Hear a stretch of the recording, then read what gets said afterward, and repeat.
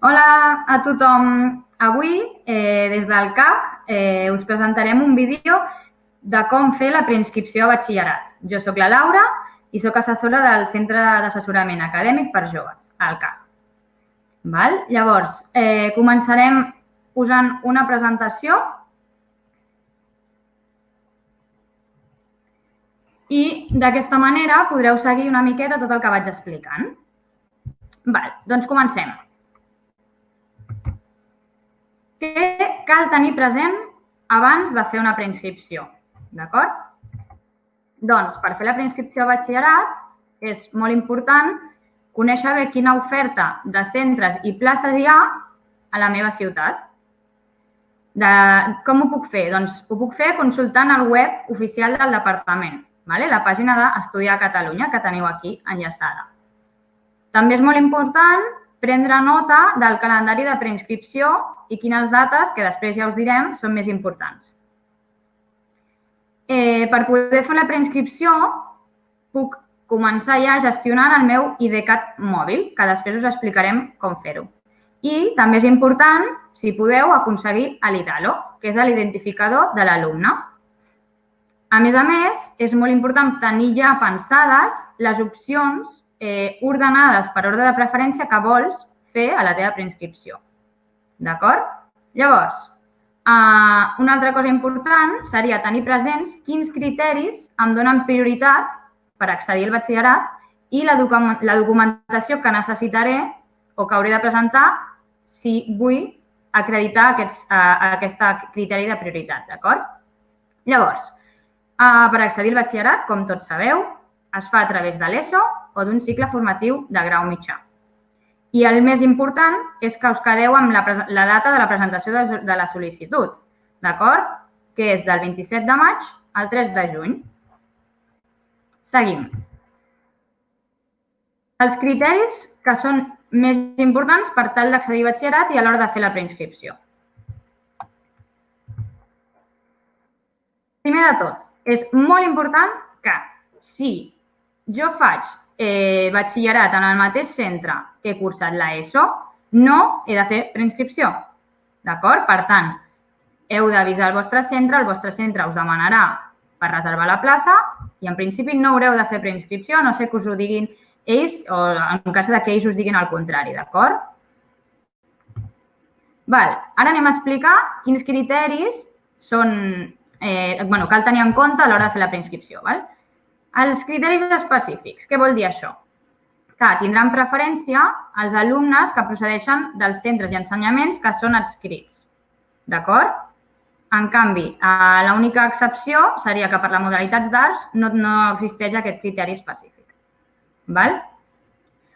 Criteris generals importants a tenir en compte per si puntuo més o puntuo menys. Si tinc germans escolaritzats al centre, si tinc proximitat del meu domicili al centre o bé, si no és a la proximitat del meu domicili, de la feina dels meus pares, tutors, etc. La renda anual de la unitat familiar també em pot donar punts. Una discapacitat també em pot donar punts. I, a més, la meva qualificació mitjana dels estudis que em donen accés al batxillerat. Com a criteris complementaris que també em podrien donar puntuació seria si en el cas que la meva família sigui família nombrosa o monoparental.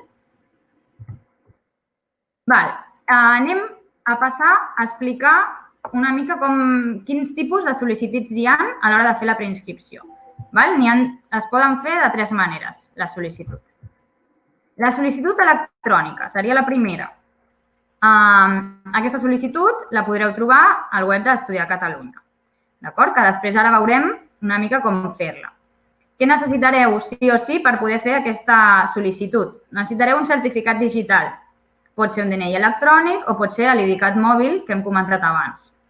Per aconseguir aquest IDCAT mòbil necessitaràs el teu DNI i el codi de barres de la teva targeta sanitària. A més, per la sol·licitud electrònica també és obligatori tenir l'IDALO, el número d'identificació de l'alumne. Amb aquesta sol·licitud electrònica, un cop l'hagueu fet, després ja veureu que us ho explicarem, no cal presentar cap còpia al centre, d'acord? Però sí que és molt important tenir el teu correu electrònic actiu per anar consultant-lo. La segona opció de fer la meva preinscripció. Puc triar fer la sol·licitud electrònica. En la sol·licitud electrònica, que volia explicar com fer l'IDCAT i com aconseguir l'IDALO, per aquests que no sabíeu com fer-ho.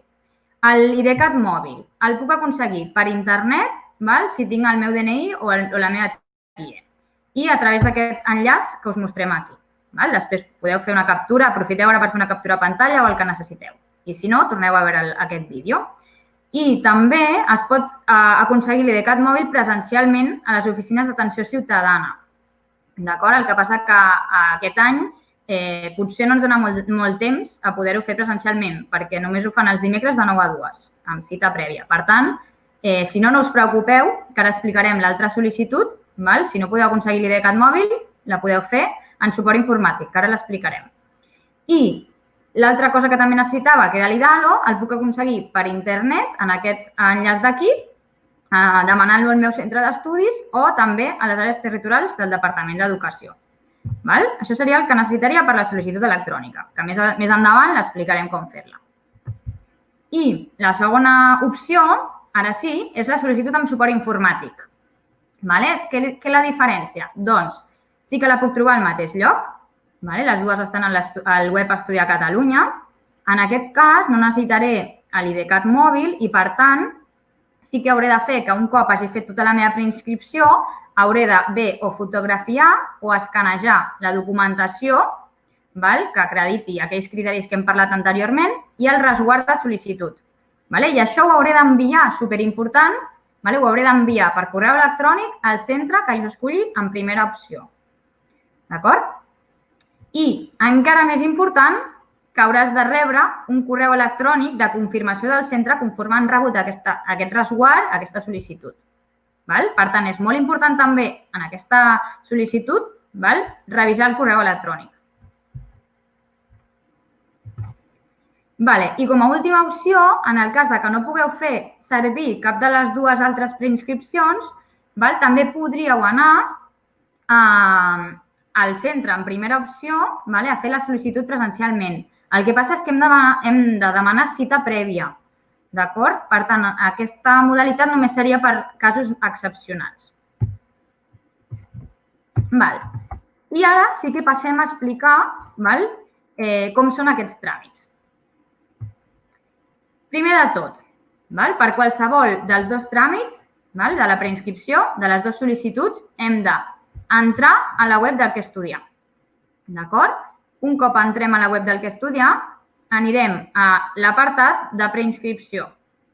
I dins de l'apartat de preinscripció del batxillerat haurem de clicar a sol·licitud de preinscripció, com us surt aquí, d'acord? En aquesta imatge. Un cop jo clico aquí, m'apareix aquesta pàgina, que és la pàgina del Departament d'Educació de tràmits. Llavors, què he de fer? Després d'això, he de triar, en el meu cas, la modalitat del batxillerat. En el teu cas, si no has optat per fer un doble batxillerat, el que has de fer és la primera opció, presentar la sol·licitud a qualsevol modalitat de batxillerat i donar-li clicar a començar. Si un cop cliques aquí i baixes una miqueta la pantalla, t'apareix això d'aquí, que és el pas 1. Per tant, aniré al pas 1 i li clicaré a presentar la sol·licitud per internet. Després d'això, quan se m'obre la pestanya d'internet, per internet, he d'escollir, ara sí, quina de les dues modalitats vull fer servir. Si vull triar la sol·licitud electrònica, recordeu el que necessitareu, i si vull fer la sol·licitud amb suport informàtic, d'acord? Per tant, trio a quina de les dues vull fer. I li dono el basic, d'acord? En el cas que vulgui fer la sol·licitud electrònica, doncs li donaré, com he explicat, el basic i això, d'acord, em portarà a aquest tràmit i em dirà que he de fer l'accés. Com he de fer l'accés? Doncs o amb l'IDCAT mòbil, o amb el certificat digital, o amb el GCAT. Tots són certificats digitals. Imagineu que ho faig amb l'IDCAT mòbil. D'acord? Doncs hauré de posar el meu IDCAT, el meu número de DNI que havia fet servir i el número de telèfon. D'acord? I això em portarà en aquesta pàgina. D'acord? I llavors hauré de validar el meu identificador de l'alumne, el meu IDALO. D'acord? Un cop validi el meu IDALO, en aquesta pàgina em passaré directament al tràmit. I la primera pestanya del tràmit se m'haurà omplert automàticament les meves dades personals. Després explicarem la sol·licitud en suport informàtic i veureu tots els passos, d'acord? Què passa? He de revisar, molt important, he de revisar que aquestes dades que s'han omplert automàticament són correctes, d'acord? I que no hi ha hagut cap canvi. Aniré omplint tot el formulari que després veureu i arribaré al final del formulari, d'acord? L'altra diferència que hi havia d'aquesta preinscripció a la de suport informàtic és que quan arribo al final, com veieu, hi ha quatre pàgines, dades personals, dades acadèmiques, criteris de barem i confirmació, amb aquests 4 puntets, els verds i el vermell que hi ha en aquesta imatge. Quan arribo al final, m'apareix aquest text, aquest missatge, i em diu que m'explica que se'm generarà un resguard de preinscripció i que hauré d'anar revisant el correu durant els següents dies, perquè quan li dongueu a enviar, ja estareu preinscrits i preinscrites i, per tant, se suposa que no hauré de fer res més, a no ser que rebi un correu electrònic i em diguin que he d'afegir, que he d'aportar alguna documentació. En aquest cas, serà perquè no s'ha pogut validar a través d'internet. I què fareu? Doncs escanejareu o fareu una fotografia de la documentació que us demanin i l'enviareu per correu electrònic al centre en primera opció. Ara anem a explicar la sol·licitud en suport informàtic, d'acord? Seria el mateix que l'altre, fins aquí és el mateix. Arribem aquí i li donem a BESI, però a la part de sol·licitud en suport informàtic. Llavors, per omplir el formulari, aquesta seria la primera pàgina. Si tinc l'IDALO, he d'anar omplint les meves dades personals. Si tinc l'IDALO, el puc introduir i és possible que algunes dades ja s'introdueixin també automàticament. Si no s'introdueix, no passa res. Vaig introduint totes les dades. I aneu posant totes les dades que apareixen aquí que us demanen. D'acord? Sobretot les que estan amb un asterisc vermell són obligatòries. Després, seguiu posant les vostres dades personals i una cosa important, molt important, és que el correu electrònic que poseu ha de ser un correu electrònic que utilitzeu, que estigui actiu, perquè heu d'estar atents per si us envien alguna cosa, d'acord? I, per últim, de dades personals que us demanen són, si sou menors d'edat, haureu de posar les dades del vostre pare, mare o tutor i, si sou majors d'edat, no és obligatori posar aquestes dades. Si voleu, les podeu posar, però no és obligatori. Una cosa també important a saber és que aquí, a l'apartat d'observacions, jo puc posar el que a mi em sembli important a destacar. Per exemple, que en la següent pàgina hauré de posar la nota final, que he obtingut, la meva nota mitjana que em dona accés a aquests estudis. Doncs si encara no disposo d'aquesta nota pel que sigui, perquè he d'anar a la recuperació extraordinària o pel que sigui, ho puc posar aquí, d'acord? La següent pàgina, llavors li donaria la fletxeta per continuar. I la següent pàgina he d'omplir les meves dades acadèmiques. Què vol dir això? Doncs que he d'anar posant, aquí on diu peticions, he d'anar posant l'ordre de preferència, el llistat de les preferències que jo tenia. Recordeu que podeu posar fins a 10 opcions. Com s'omple? Busco el centre sol·licitat donant-li a la lupa. Poso el centre i m'apareixerà quin ensenyament vull, quin torn i etc. Per validar-lo, li he de donar la creueta. Quan li dono la creueta del mes, em sortirà una altra opció, una altra fila, per posar la meva segona opció. D'acord? I així puc ficar fins a 10. I si bueno, i una altra cosa a tenir en compte és si he de posar altres dades importants, com per exemple necessitats educatives especials, alta capacitat, etc. I aquí al final veieu que hi ha el centre actual, d'acord? Que heu de posar de quin centre veniu i el curs. La següent pàgina del formulari va sobre els criteris, d'acord? Aquells que parlàvem, de criteris generals, específics. Aquí heu d'anar omplint en funció de la vostra situació, d'acord? Sabeu que sempre que marqueu una cosa, per exemple, si formo part d'una família nombrosa o monoparental i marco que sí, després hauré d'acreditar amb una documentació i enviar-la també, juntament amb el resguard.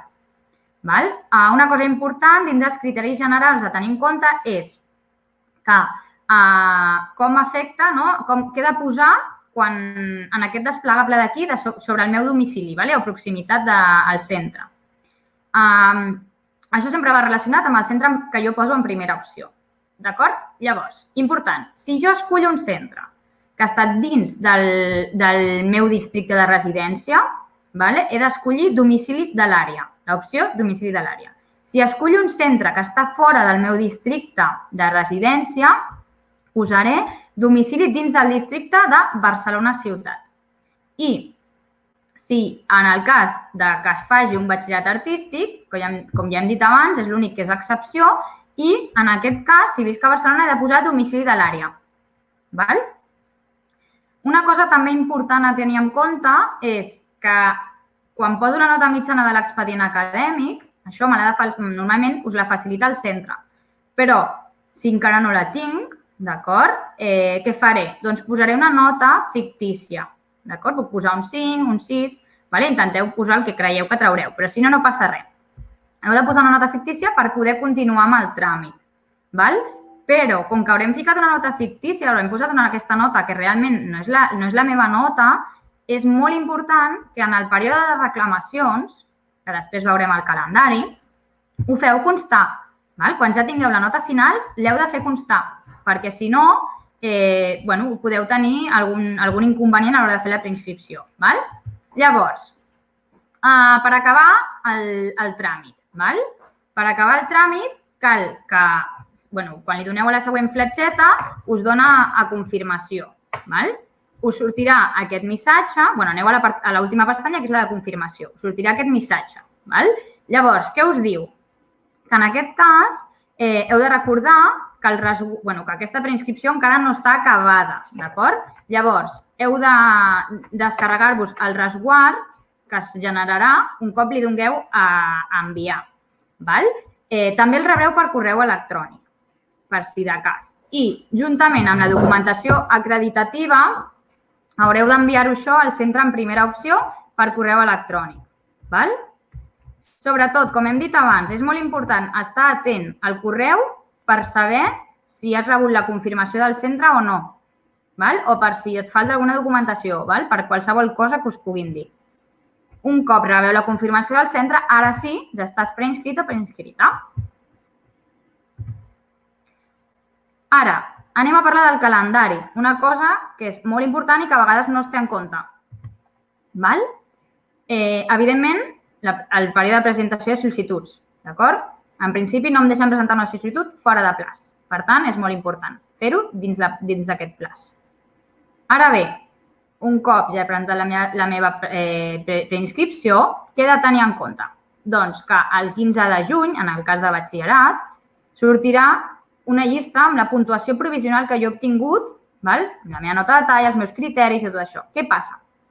Que he d'anar a consultar aquests resultats, que ara explicarem com, i veure que estigui correcte. Perquè si hi ha algun error, tinc un període de presentació de reclamacions que és molt important fer servir sempre que hi ha un error. Però us heu d'encarregar vosaltres d'anar a veure i consultar els resultats. I una altra cosa molt important és el dia que surt la llista d'alumnes que han estat admesos o que estan en llista d'espera. Superimportant que això us ho apunteu. Si no, torneu al vídeo, feu una captura, el que vulgueu. Però és molt, molt important que ho tingueu en compte.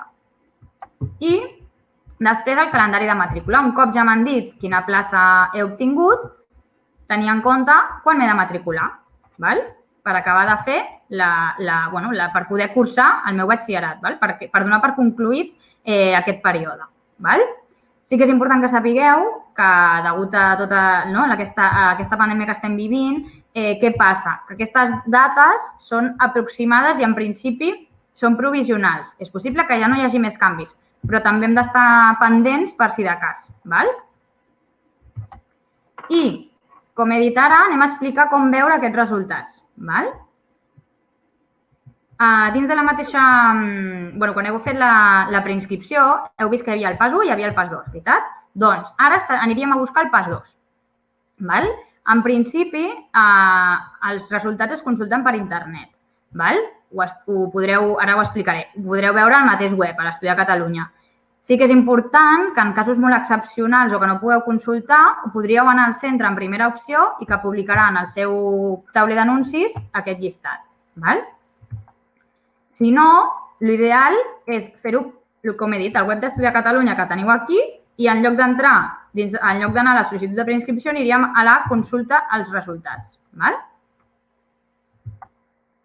Llavors, si us queden dubtes, si no us acabeu de sortir, si teniu algun problema, algun inconvenient i no sabeu què fer, hi ha uns serveis que donen suport en aquest tràmit de preinscripció. Qui som aquests serveis que donem suport?